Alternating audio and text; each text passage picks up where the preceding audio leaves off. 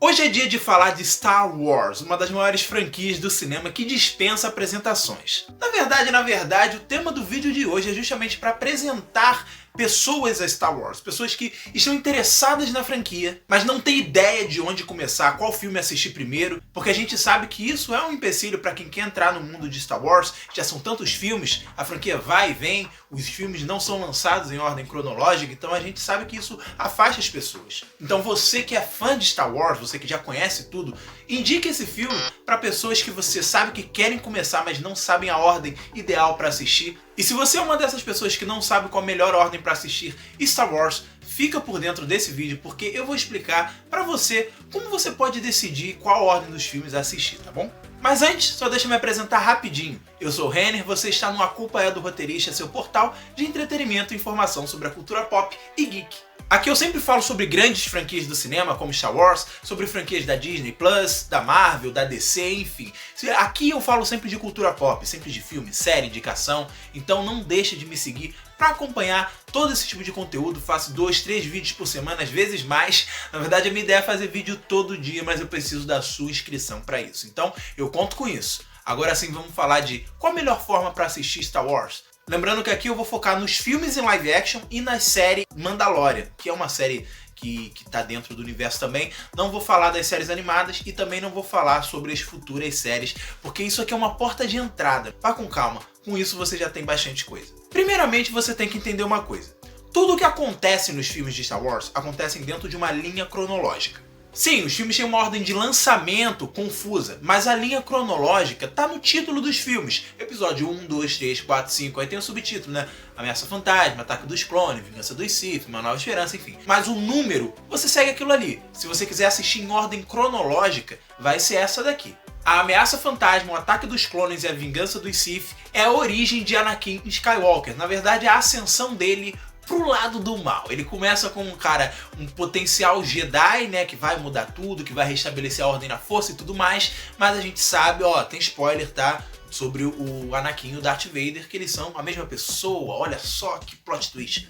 Nessa primeira trilogia a gente vê essa ascensão do jovem Anakin até se tornar o Darth Vader temido em toda a galáxia. Depois disso a gente tem a saga principal, que foi lançada primeiro, né? A saga principal, que é a saga do Luke Skywalker. Uma Nova Esperança, o Império Contra-Ataca e o Retorno de Jedi. Aqui a gente tem a clássica jornada do herói, com Luke se descobrindo como um Jedi, tendo seu mentor Obi-Wan Kenobi, que tá lá nos primeiros filmes da ordem cronológica, né? Episódio 1, 2 e 3. Aqui ele já é um ancião, então ele tem seus mentores, o Obi-Wan, o Mestre Yoda. Tudo que é clássico e tudo que é maneiro em Star Wars foi criado nessa trilogia. O próprio Darth Vader, a música, tema do Império. Ele também se alia ao fora da lei Han Solo em busca de salvar lá a princesa Leia, apesar de no fim das contas ela não precisar de ajuda nenhuma, ela sair lutando por conta própria e achar eles bem desengonçados para um resgate.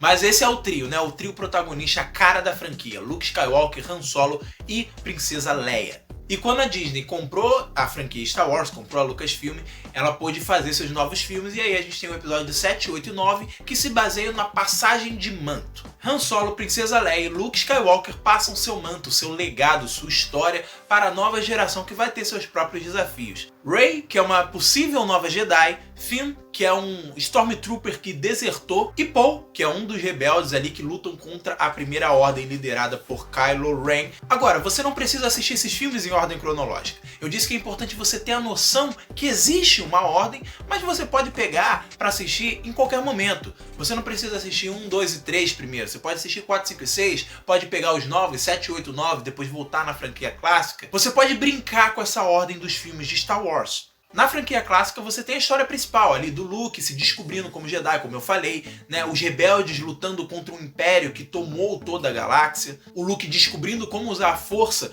num mundo, num universo, né? Que não tem mais tanto Jedi, não tem mais cavaleiros Jedi. Ele abraça o chamado dele para reacender essa chama Jedi no universo. A gente tem personagens icônicos do Han Solo, a Princesa Leia. Eles têm vários momentos impactantes nessa franquia também. A gente também tem, é claro, o Darth Vader. Tudo que tornou o Darth Vader um dos maiores vilões do cinema tá aqui nessa primeira trilogia. Depois que você assistir ela, você também pode voltar pra trilogia nova, né, que é episódio 1, 2 e 3, que foi feita ali no meio dos anos 2000. Ver a origem do Darth Vader. Eu recomendo até que você pule, porque os filmes realmente não são muito bons, mas estão dentro da franquia, a franquia não ignora, né? Então, se você quiser assistir, apesar de não serem filmes tão bons, você tem ali a origem do Darth Vader. Como, não Darth Vader, o Anakin, né? Uma criança que, nossa, ele é o escolhido, tem todo esse papo de que ele vai restabelecer a força, né? Vai equilibrar a força. E ele é treinado pelo Obi-Wan Kenobi, ele se torna um Jedi, ele conhece uma gatinha, ele se apaixona por ela, mas não pode. Sendo que eu acho que essa franquia não é muito divertida de se assistir, ela é bem chatinha, né?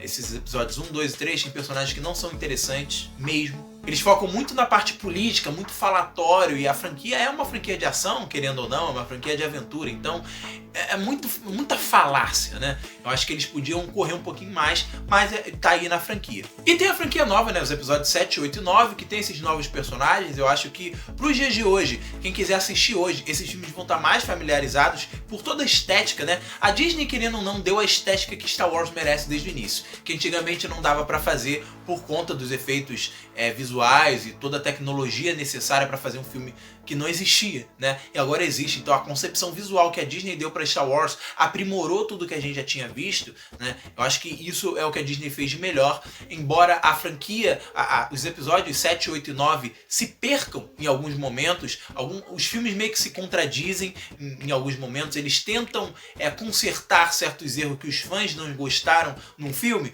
no outro eles tentam consertar, mas isso acaba negando a própria construção que eles estavam fazendo. Tem alguns problemas sérios narrativos dentro da franquia, alguns personagens que tinham muito potencial simplesmente se perdem e fica na mesmice, mas ainda assim é uma franquia. Os episódios 7, 8 e 9 valem com certeza a pena, porque eles acrescentam a Star Wars, eles dão uma conclusão para os personagens clássicos, uma conclusão digna, eu diria, uma conclusão que faz sentido dentro da história geral. E é claro, a gente tem os spin-offs. Achou que eu não ia falar? Eu falei que ia falar dos filmes. A gente tem os spin-offs, que são o filme do Han Solo, que eu não vi, também os fãs não gostaram muito, mas é a história de origem do Han Solo, né? Coisa que eu acho que não era necessária, porque ele é um personagem que funciona muito bem sem a gente saber da origem dele. Ele é um personagem que tem muitos mistérios, sabe? Um cara misterioso, um cara meio malandro, que tem seus próprios planos, tem seus próprios objetivos. Ele funciona no mistério, sabe? Você sem saber da origem dele. Tipo o Wolverine. O Wolverine é um cara que funciona se você não sabe da origem dele. E eles fazem um filme contando todas as perguntas não respondidas, que era o que acrescentava no personagem, tornava ele interessante. Eles acabaram fazendo um filme que se encaixa exatamente ali entre os episódios 3 e 4. Eles passam anos antes de Rogue One. Aí você usa spin-off, né? Você pega o Han Solo, depois você vai pra Rogue One, que se passa aí sim pouquíssimo antes do episódio 4. Na verdade, o episódio 4 começa minutos depois que Rogue One acaba. Só pra contextualizar rapidinho Rogue One. No episódio 4, né, ali da franquia, logo no início, eles começam com planos para destruir a Estrela da Morte. Eles falam, ó, muitas pessoas... Acabamos de terminar uma missão onde a gente tem planos para destruir a Estrela da Morte, que é aquela nave gigante, redonda, que tem poder de destruir planetas. E é do Império, e que eles estão com planos, ó, a gente tem toda a arquitetura aqui, e a gente descobriu que tem uma falha, e aí a gente pode destruir para evitar que o mal, né, sucumba no universo. A história do Rogue One é basicamente da galera que se uniu para caçar esses planos e destruir tudo. Então você tem ali uma equipe que nunca foi mencionada nem falada em Star Wars, mas que teve seu lugar ao sol aqui, sua história sendo contada no filme, e é um filme bem legal. E em Mandalorian, como eu falei, ele se encaixa ali depois do episódio 6. O episódio 6 acaba, eles destroem a Estrela da Morte, vencem, o mal no universo acaba, pelo menos por enquanto, e a gente encaixa em Mandalorian, que é um caçador de recompensas. Eu ainda não terminei de assistir, mas tem várias referências ao universo de Star Wars também, apesar de boa parte da trama se passar, como eu disse, mais periférica à trama principal. Mas é uma história aí de caçador de recompensas, de máfia, de ação.